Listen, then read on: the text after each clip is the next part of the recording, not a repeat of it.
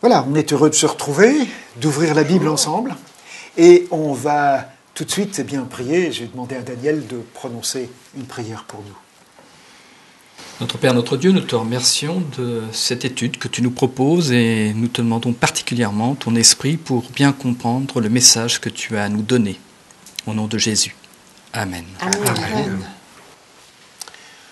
Voilà, on arrive au bout d'un trimestre. Dans ce trimestre, on a eu l'occasion de lire différents textes bibliques, avec le désir de grandir dans notre foi en Jésus-Christ, mais aussi avec la forte conscience d'être dans un conflit. Et on va lire un texte qui va nous montrer aujourd'hui comment ce conflit va se terminer, comment on va y mettre fin.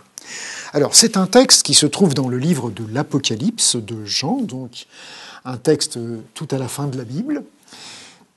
Et c'est un texte qui, comme les autres textes de ce livre, est un texte imagé. Et vous allez constater que là, les deux parties de ce texte que nous allons lire vont être formulées comme des verdicts après une séance de tribunal. Alors, on va faire la première partie d'abord, partie du verdict, et puis après ça, la deuxième partie de ce verdict. Mais avant ça, moi, j'ai envie de vous poser une question pour essayer de nous faire réfléchir au vécu qui est peut-être le nôtre. Est-ce que ça vous est déjà arrivé d'être arrêté, d'être menotté? Alors, je dois dire oui. Philippe.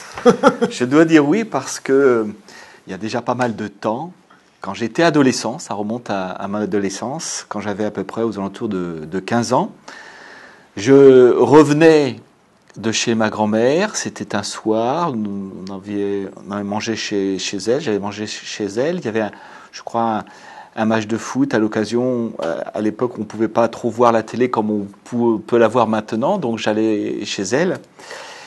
Et il était très tard, il était aux alentours des minuit. Je revenais en ville, j'étais en mobilette, j'étais à une intersection, j'étais à un feu, et d'un seul coup, comme il y avait bien sûr plus de trafic, eh bien, j'ai cru bon de griller le feu parce qu'il y avait plus personne qui, au lieu d'attendre, comme tous les jeunes, pas de danger, donc j'y vais. Et puis il y a une voiture banalisée qui était sur le côté, tout feu éteint, noir. Je l'avais pas remarqué, elle était garée avec les autres dans la même file. Et d'un seul coup, une vitre se baisse, et puis il y a un homme qui me dit « Et le feu ?» Alors je tourne, je regarde, je dis « Mais de quoi il se mêle celui-là ?» Et puis je lui fais un gros geste de désapprobation qui s'appelle bras d'honneur, très fort. Et puis je repars, et d'un seul coup, je vois dans le rétroviseur de ma mobilette, eh bien la voiture s'allume, un gyrophare sort, c'était des policiers qui étaient en faction. Vite pris panique, bien sûr j'essaie d'accélérer, mais ils vont plus vite que moi. Ils me serrent, et là ils me plaquent sur la voiture, les bras comme dans les films, écartés et hautes. Après, hop, les menottes, et ils me disent mais c'est quoi ça, c'est cette manière de faire? Et ils m'ont fait très très très peur. Et là j'ai cru vraiment, là j'allais en prendre. J'étais pas fier, quoi. Je me suis dit oh là là, c'est mal barré pour toi. Et puis, ils m'ont mis les menottes, et puis ils l'ont fait d'une manière très pédagogique, mais très forte quand même, sur le moment, les papiers, etc. Ils m'ont fait très peur. Et puis, comme ils n'étaient pas venus pour moi, ils étaient certainement en faction pour autre chose. Après pas mal de temps, ils m'ont relâché, mais j'ai eu les menottes pendant un certain temps, les mains dans le dos. Ouais, et ça t'a c'est plu? pas agréable. C'est pas agréable. C'est pas agréable. Eh bien, puisque tu as fait cette expérience, tu vas nous lire l'histoire, tiens. Allez, chapitre 20 de l'Apocalypse, les 3 premiers versets. Alors je vis un ange qui descendait du ciel. Il avait à la main la clé de l'abîme et une lourde chaîne. Il s'empara du dragon, l'antique serpent, qui est le diable et Satan, et l'enchaîna pour 1000 ans. Il le précipita dans l'abîme, qu'il ferma et scella sur lui, pour qu'il ne séduise plus les nations jusqu'à l'accomplissement des 1000 ans. Il faut, après cela, qu'il soit relâché pour un peu de temps. Merci pour cette lecture. Vous voyez là un texte qui est, je vous ai dit, comme un verdict qui est là. 1. Qui est le condamné? Le dragon. Le serpent. Il est appelé serpent, Diable. Le diable. Satan. Bon, alors, voilà. C'est qui pour vous, ça? L'adversaire, celui qui s'oppose à Christ, celui Voilà. qui... C'est l'incarnation du mal. l'incarnation Voilà, du c'est mal. l'incarnation du mal. C'est l'ennemi par excellence. Hein, Ben oui. puisque pendant tout ce trimestre, on a évoqué ce conflit qu'il y a entre le bien et le mal. Ça, c'est le mauvais. Celui qui est du mauvais côté, c'est celui-là qui est l'ennemi. Ça, c'est donc la personne qui est jugée et qui va recevoir un verdict. Le verdict consiste en quoi? Eh bien, là, le diable est enchaîné. Voilà, il est incarcéré. Voilà, Hein? il y a une notion de grande chaîne, puis ensuite le dragon est enchaîné, c'est-à-dire qu'il ne peut plus rien faire. Voilà, il est enchaîné, et en plus, on nous dit qu'on le met dans un endroit qui s'appelle l'abîme, et qu'on ferme, et qu'on scelle par-dessus. Oui, c'est vraiment. Alors, c'est le quartier de haute sécurité dans la prison. Voilà. Il est Donc, incarcéré. quand on dit on ferme, c'est qu'on ferme à clé, donc on ne peut pas ouvrir de l'intérieur. Et Ah quand non. on scelle, on ne peut plus ouvrir ni d'un côté ni de l'autre. Voilà, donc c'est vraiment les précautions. Alors, c'est des images, hein, mais ça dit bien ce que ça veut dire. Il est condamné à l'incarcération en quartier de haute sécurité, pas question qu'il sorte. Le verdict est pour combien de temps? 1000 ans. Ça vous fait dire quoi, ça? Très long. Ouais, c'est long, hein. Ben, je pense que c'est une situation exceptionnelle, Ouais, importante. Et donc, c'est pour ça qu'il y a la notion de 1000 ans. ouais. Ça ne veut pas dire 1000 ans. Pour Dieu, Pour un notre jour calendrier. égale 1000 ans. Voilà. Donc, Mais ça veut dire aussi que c'est quelque chose qui n'est pas du moyen terme, c'est pas une bricole, c'est pas 10 minutes d'interpellation et d'intimidation avec les menottes dans le dos. Hein. Tout à fait. C'est autre chose, hein. On est à un autre niveau. Exactement. C'est pas juste une intimidation. C'est une longue période Ouais. pendant laquelle il doit se passer quelque chose, mais c'est une longue période. Mais en même temps, le texte nous dit que c'est une période, c'est pas perpète. Non. Hein, le texte le dit. Hein. Oui, oui. À la fin, un il début et sera une fin. relâché. Un début Donc et c'est une pas fin. perpète, c'est un délai précis. Un début et une fin. Il y a un début et il y a une fin. Même si c'est 1000 ans, c'est difficile à dire exactement combien de temps ça dure. C'est pas forcément 1000 fois 365 jours, un quart et quelques secondes. Hein. Et c'est pas ça qui est l'intérêt. Mais enfin, c'est quand même une lourde peine. Ensuite, cette peine, elle a quel objectif? Elle sert à quoi, d'après le texte qu'on a lu? De Le texte dit pour qu'ils ne séduisent plus les nations. Voilà, C'est-à-dire pour qu'il n'y a protéger plus les de possibilité pendant cette période-là que ceux qui sont encore en vie soient quelque part tentés. Bon, on appelle ça. Pourquoi est-ce qu'on incarcère les gens dans certains cas? Pour qu'ils ne fassent Les plus. protéger eux-mêmes et protéger les C'est- autres. Voilà. C'est peut-être en quelque sorte l'arrêt du mal. Oui, c'est C'est-à-dire un que la acte de protection. Voilà, la contagion de ce mal est Stoppé. arrêtée, stoppée, Voilà. nette. L'infection, là, on arrête l'agent infectieux. Tout à fait. voilà, l'humanité a connu le mal, maintenant c'en est fini. On arrête tout, c'est terminé. Mais le pire, c'est que ça protège les autres, mais lui, le mal, il continue toujours en lui. Ah, alors ça, on va voir. Pour l'instant, on ne nous a pas dit, hein, mais c'est vrai que c'est une lourde peine, mais c'est une peine qui n'est pas infinie. Elle aura une fin. Hein. Ouais. Donc il y a quelque part quelque chose qui laisse un espoir, mais elle est bien déclarée comme une peine qui consiste à protéger pour qu'il n'y ait plus de nuisance, de séduction, pour qu'il n'y ait plus de piégé par ce personnage. Par contre, il y aura une perspective de relâchement, de Oui, relâcher, oui, la perspective pour peu est de là. temps. Donc quelque part, c'est vrai que c'est un verdict impressionnant, mais il nous fait poser une question. Et après, qu'est-ce qui va se passer? Bien sûr. Hein, je suis sûr qu'on ne peut pas être devant un verdict comme ça sans se dire ah, et après, qu'est-ce qui va se passer? Parce que pendant, on a l'impression que toutes les sécurités sont prises. Il est enchaîné, c'est fermé à clé, on l'a mis dans un truc, c'est scellé. En principe, Ça doit tenir. Hein. Mais c'est que pour un temps. Ouais, voilà. Après, Alors, on va aller un petit peu plus loin, mais avant d'aller un petit peu plus loin, deuxième question. Est-ce que ça vous est arrivé à l'un d'entre vous ou à un de vos proches d'être désigné comme juré dans un jury? Non? Oui, mon mari. Ah! Et comment il a pris ça? Pas très bien. Ouais? Ça lui a posé beaucoup de problèmes au niveau psychologique, et puis bon, pas mal d'insomnie aussi. Ouais, hein? C'est lourd. C'est lourd. C'est une responsabilité Oui, tout à très fait. lourde. Tout à fait. Alors, on va Et regarder. en plus, ce qui était... il ne pouvait pas s'exprimer, il ne pouvait pas se libérer, Et non. parce qu'il était tenu au secret. Oui, bien évidemment. On est tenu au secret de ça. Hein, quoi. Alors c'est vrai que c'est une position qui n'est pas simple. Alors on va lire justement la suite de ce texte et on va voir que ça nous pose des problèmes pas seulement pour celui qui est menotté, mais qu'il y a des gens qui vont être appelés à se prononcer dans un jugement. C'est intéressant. Alors, on lit la suite donc du verset 4 au verset 6, toujours de ce chapitre 20 du livre de l'Apocalypse.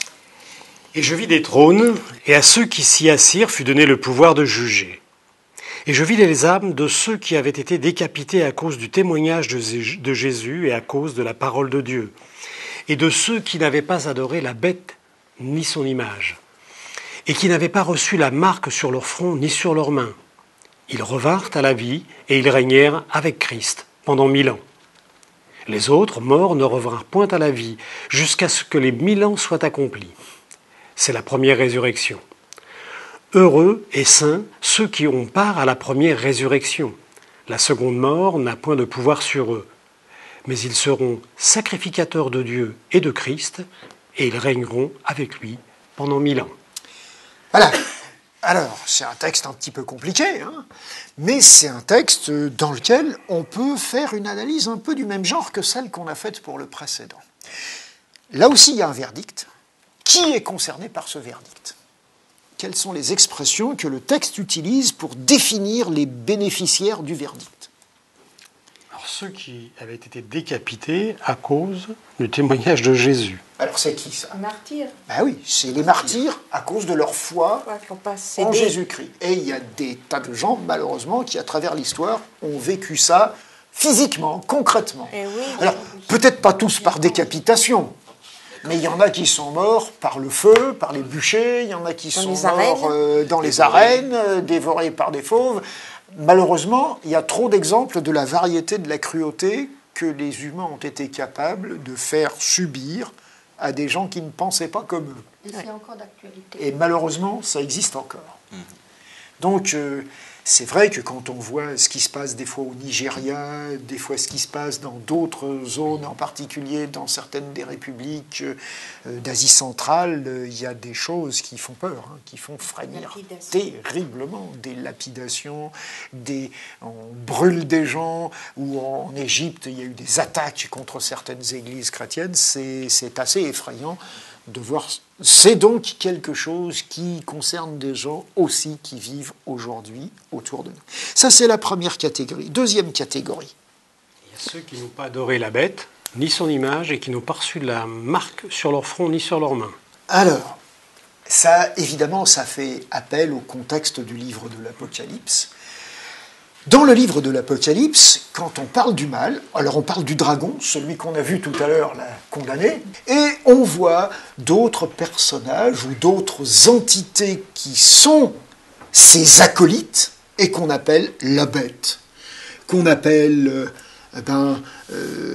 ces personnages qui sont aussi le faux prophète, dit un certain texte, pas celui qu'on vient de lire. Et puis on nous dit que voilà, il y a une persécution qui est là, qui exige qu'on adore une image, qui exige qu'on reçoive une marque. Et donc, tout ce qui est raconté dans le livre de l'Apocalypse et qui essaye de montrer les luttes que des chrétiens rencontrent pour pratiquer leur foi et les tentations pour l'abandonner, pour retrouver une certaine sécurité, eh bien, ce sont ces gens-là qui sont visés. Est-ce que vous vous sentez concerné par ça? On n'est pas trop en risque d'être martyrisé ici. Non, Enfin, je pense pas. En France, je pense pas, mais en Europe ou dans d'autres pays, pour sa foi, on n'est pas décapité, mais on peut être gêné, pour pas dire maltraité, ne plus avoir de travail, on va pas tourné en dérision, tourner en dérision, être privé de certains droits.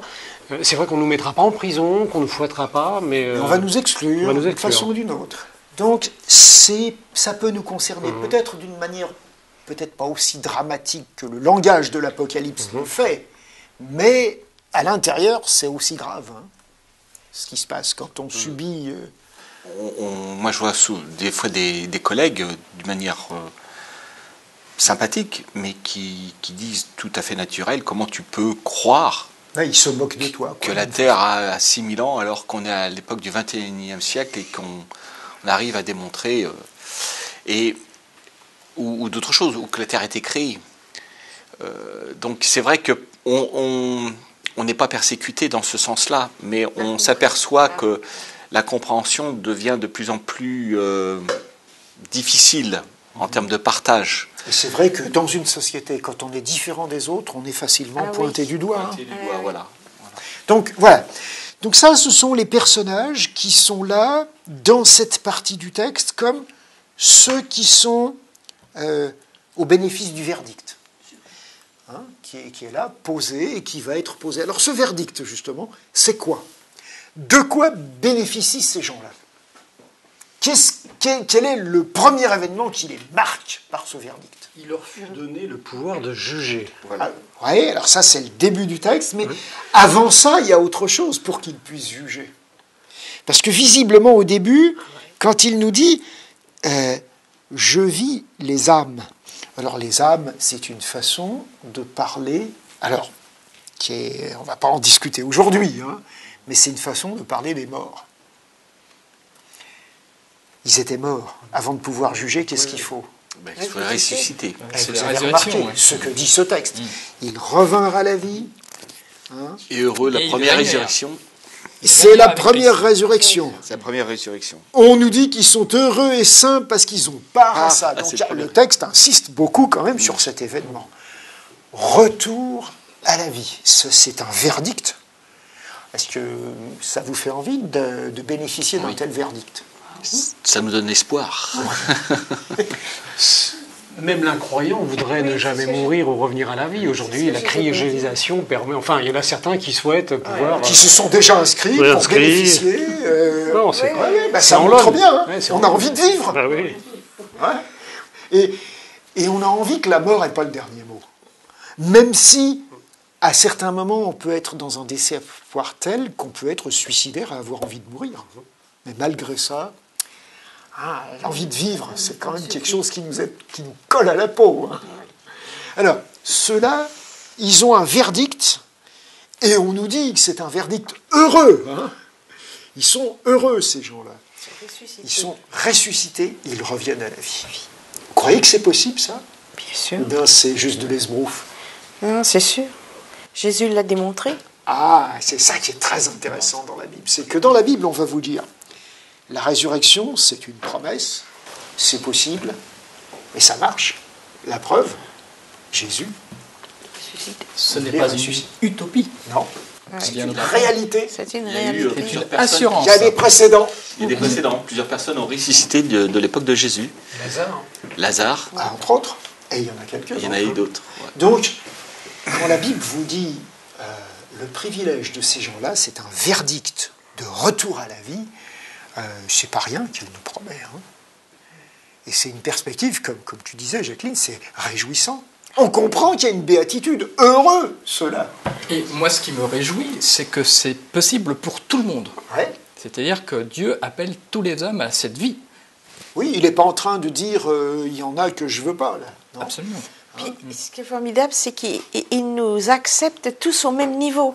Oui. Il n'y a pas des plus grands, des plus petits, on est tous pareils. Voilà, il n'y a pas des résurrections qui vont nous... Allez, une résurrection pour les riches, une résurrection pour les blancs, une résurrection pour les noirs, une résurrection pour les jaunes. Voilà.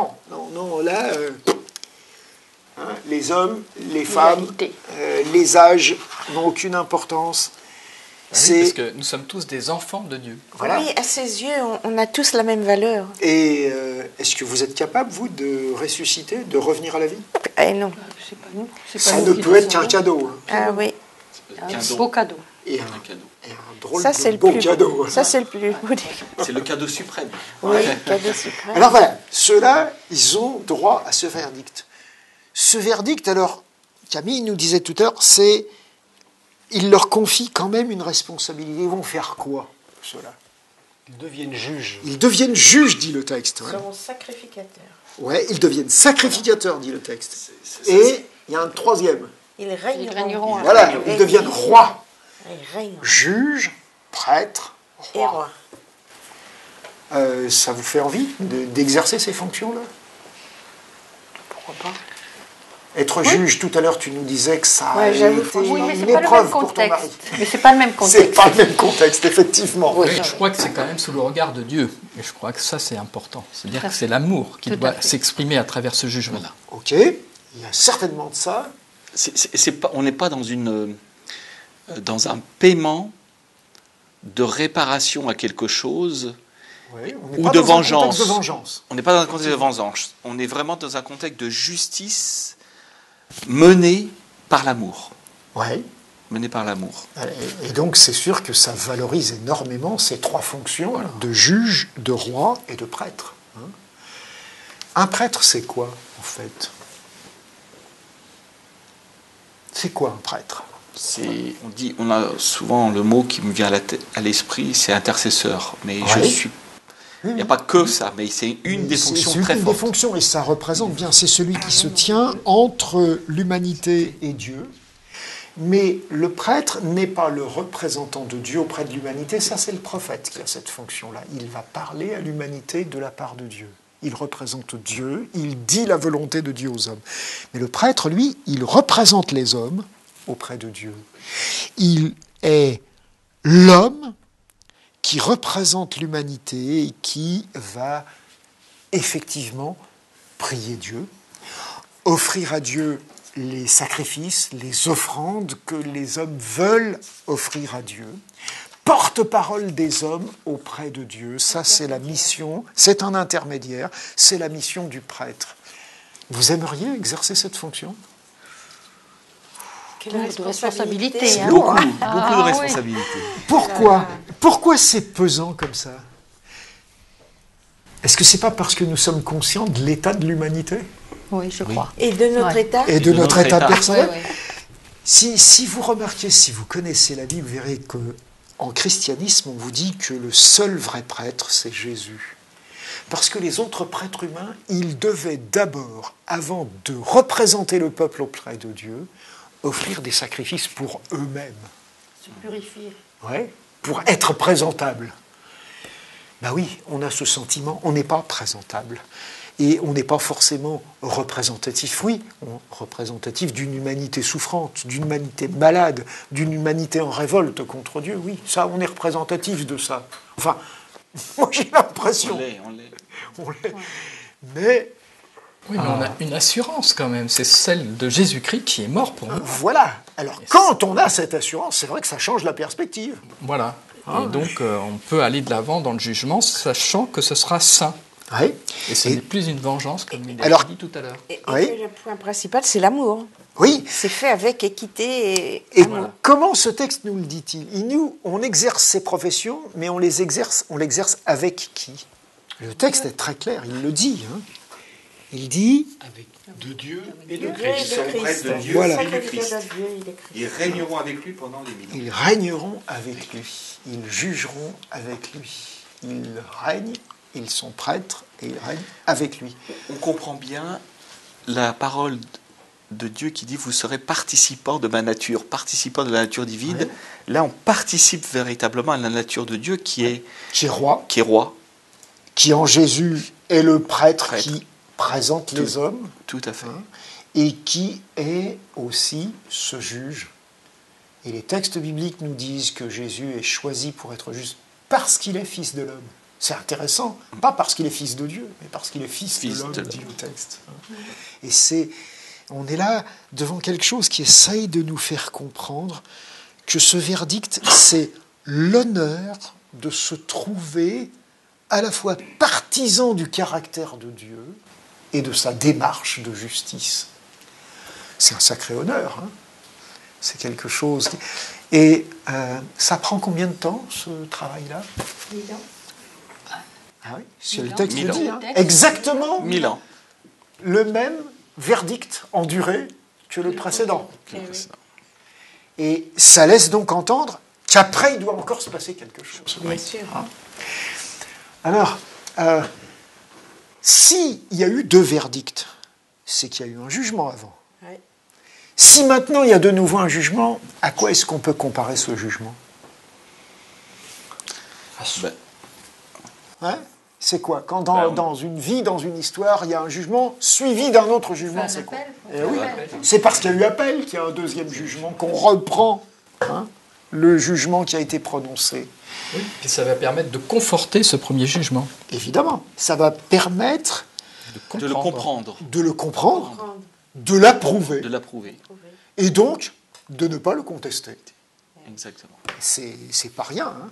Parce que ça vous est déjà arrivé de contester une décision de justice? Non. Peut-être pas pour vous, mais dans votre pensée. Oui, en pensée, oui. Ah.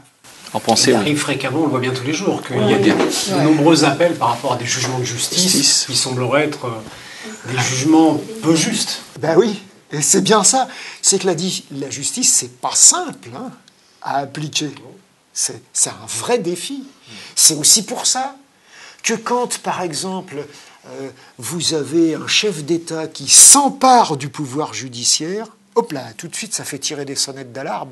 Il ne faut pas que l'exécutif détienne le judiciaire. Pourquoi? Parce qu'il y a des grandes chances que ça fasse des injustices encore plus grandes. Tout à fait. Ça va biaiser la justice. Et donc là, le vrai roi, le vrai détenteur de l'exécutif, c'est qui dans l'histoire de notre monde et de notre univers? C'est Dieu. C'est Dieu. C'est Dieu. Et là, soumettre le jugement à ces gens-là qui sont bénéficiaires de ce verdict, c'est quoi? Ça représente quoi comme action pour vous? Il est en train de nous montrer que le jugement qu'il avait établi, il est prêt à les remettre sur la place publique, à les passer en appel pour que ceux qui ont été décapités, maltraités, puissent reconnaître la justice de ces jugements. C'est un peu compliqué pour nous, mais pour valider ce qu'il avait déjà entériné. Parce que ça veut dire qu'il ne veut pas être juge simplement parce qu'il a le pouvoir. Ça ne le contente pas. Il est en train veut l'approbation. de mettre à bas l'accusation que Satan avait portée dès le départ en disant Dieu est injuste. Dieu est injuste parce que tu as le pouvoir et on ne peut pas faire autrement, on ne peut que subir ce pouvoir. Et là, il démontre que non seulement on ne subit pas le pouvoir, mais que ce pouvoir, il le partage et il le soumet à notre approbation. Voilà. Il est prêt à laisser le judiciaire définitif à d'autres. Exactement. Ah, je sais pas, quelle image ça vous donne de Dieu? L'amour. Ouais. L'amour avec un grand A. C'est quand même assez sidérant, je trouve, d'avoir un texte qui nous dise des choses comme ça. Oui, parce qu'en plus, c'est pour ceux qui sont condamnés et tout ça, mais il y a tout le cosmos, tout ça qui voit, qui est témoin. Oui. Parce que quand on nous parle dans les actualités des affaires judiciaires pour lesquelles on se dit « Ah là, franchement, ils sont gonflés de juger comme ça. Oui. Ça nous arrive de dire ça. Oui. C'est parce qu'on est tous intéressés à la justice. Que même la justice contre un individu, quelque part, elle nous concerne. Pourquoi?